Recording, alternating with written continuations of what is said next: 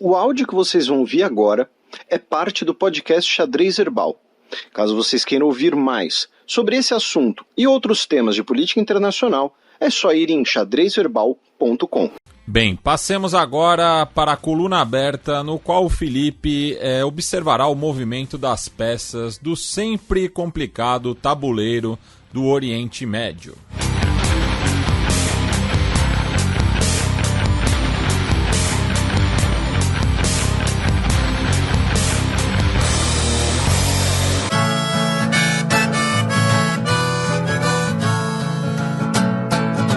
Coluna aberta.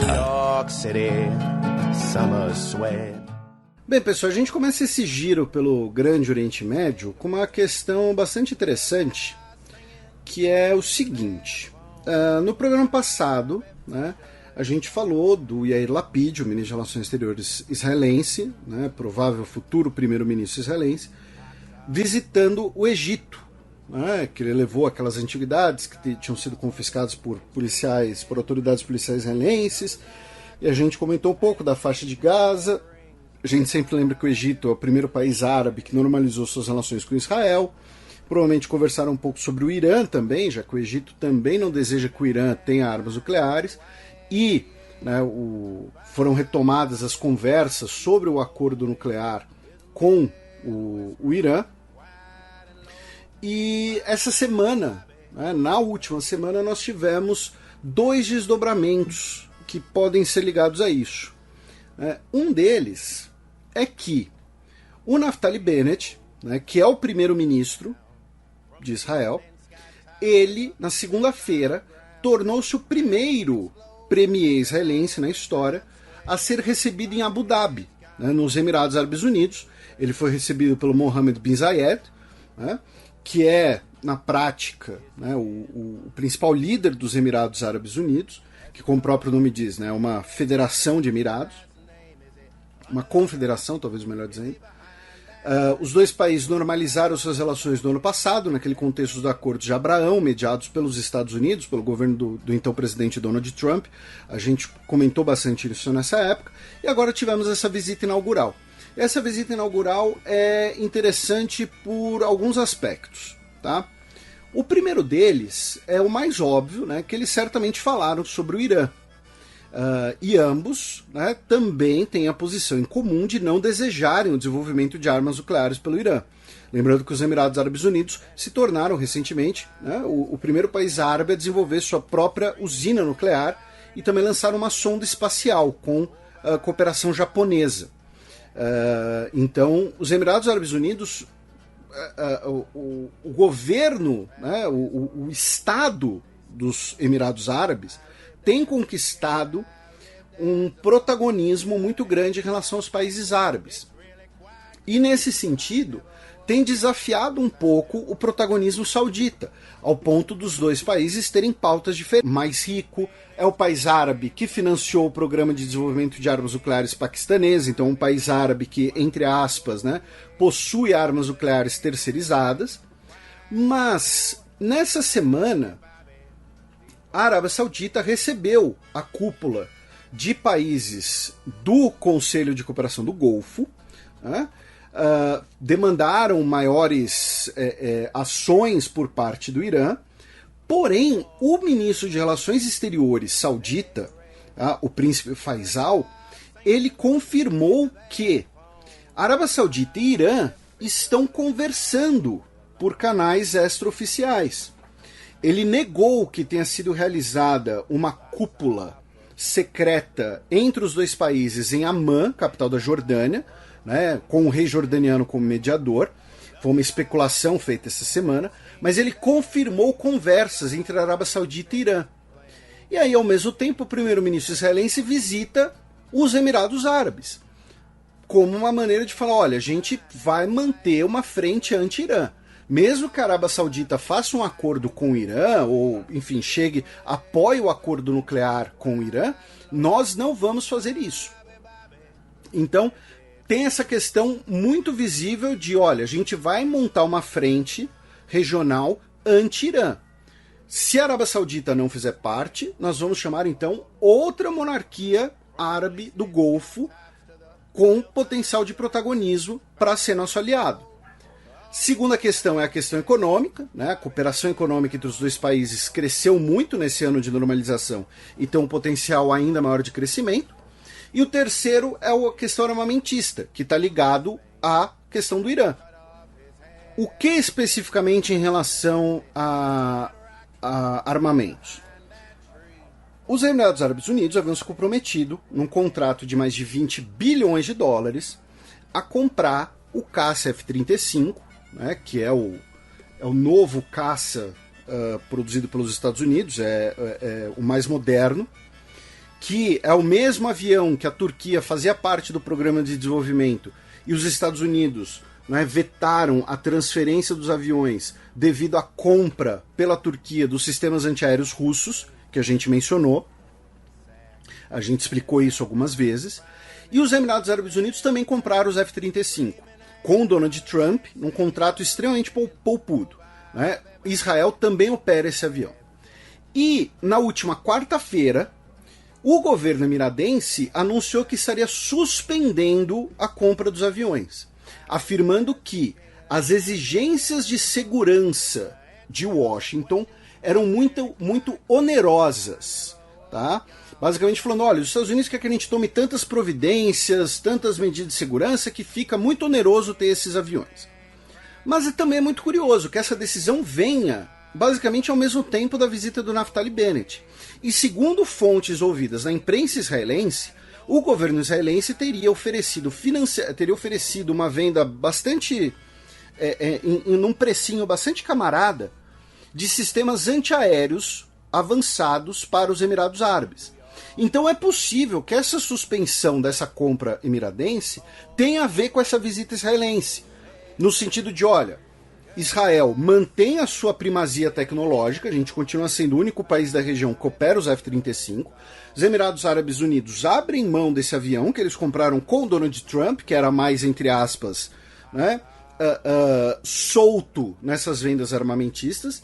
Em compensação, a gente fornece armamentos de caráter defensivo, armamentos avançados, mas de caráter defensivo para os Emirados Árabes, tá? E compensa, entre aspas, o prejuízo deles. Então, é possível que tudo isso esteja ligado, porque também é do interesse israelense manter sua primazia tecnológica na região. Hoje, Israel e Emirados Árabes estão BFFs, estão amiguinhos, amanhã nunca se sabe. Né? Então, para Israel ser o único operador do F-35 na região, também é uma boa notícia, também é uma coisa boa. Tá?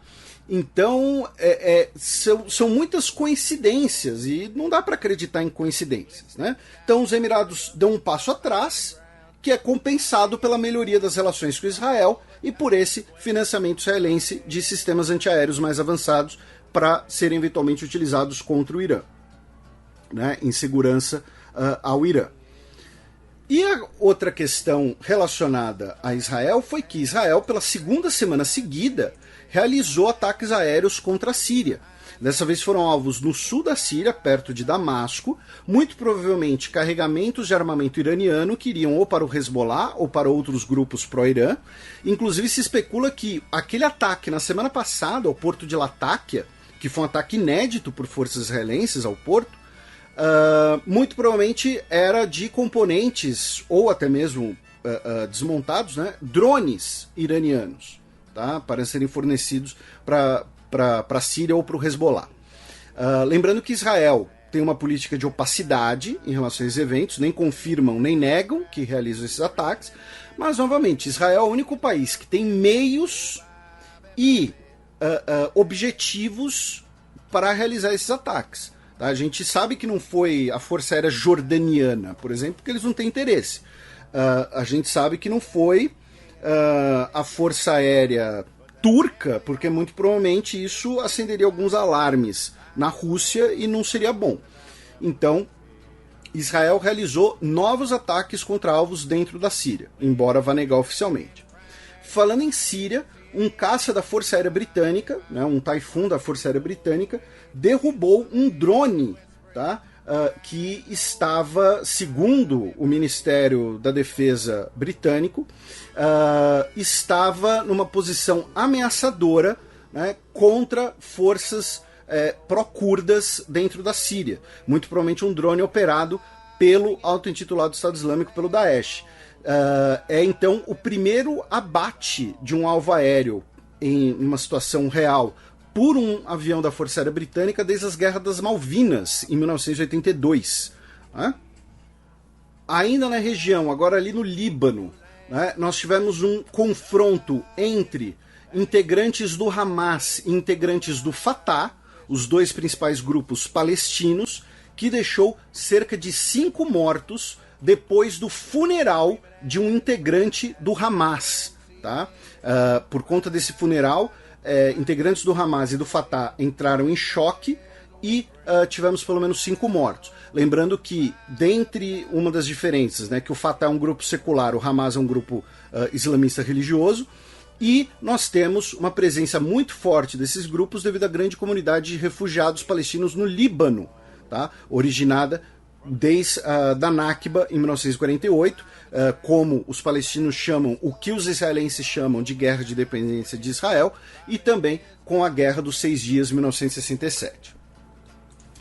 Aí, passando rapidamente por algumas notícias, nós vamos para o Iraque, onde o exército decidiu condecorar 39 soldados com a medalha Purple Heart, né, coração púrpura numa tradução literal, que estavam naquela base que foi atacada pelo Irã em janeiro de 2020.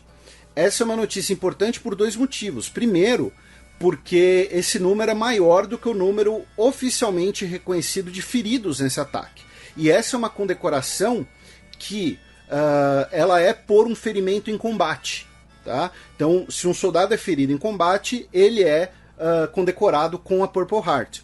Então, ou seja, o ataque iraniano provavelmente foi mais sério do que o oficialmente reconhecido. E a segunda questão é que também teria havido uma pressão para esse reconhecimento contra essa tentativa de, entre aspas, de abafar a repercussão do ataque, porque o soldado, né, o militar que é condecorado com a Purple Heart, ele também passa a receber uma assistência médica em decorrência dos seus ferimentos. E esses militares que teriam sido feridos nesse ataque e que não haviam sido reconhecidos como vítimas do ataque, numa política de, não vamos dizer que o ataque iraniano causou muito estrago, vamos dizer aqui, vamos negar, né, as verdadeiras proporções desse ataque. Então, o soldado que recebeu ferimento nesse contexto e que não teve esse reconhecimento, se ele tinha algum gasto médico em consequência disso, ele tinha que tirar do próprio bolso. Agora, com a condecoração, esse custo é coberto pelas Forças Armadas, pela Secretaria de Defesa dos Estados Unidos. O governo dos Estados Unidos também disse que encerrou sua fase de combate contra o Daesh dentro do Iraque e que os 2.500 soldados dos Estados Unidos no Iraque agora irão se concentrar em sua missão de aconselhar e assistir as forças iraquianas, assistir no sentido de assistência, né, prestar assistência, não de ficar olhando. Do Iraque, vamos rapidamente para Caxemira, onde 3 policiais indianos foram mortos em um ataque à bomba contra um ônibus de que seria ali uma academia de polícia, que foi reivindicado pelo grupo Jaish el-Mohammed, que é um grupo islamista pró-Paquistão.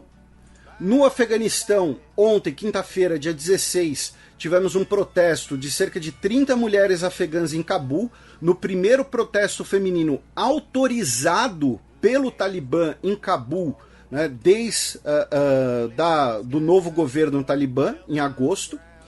Aí a gente, né, estamos aqui no Grande Oriente Médio, que une o Magreb, o norte da África, para a gente conseguir colocar todas as notícias no programa.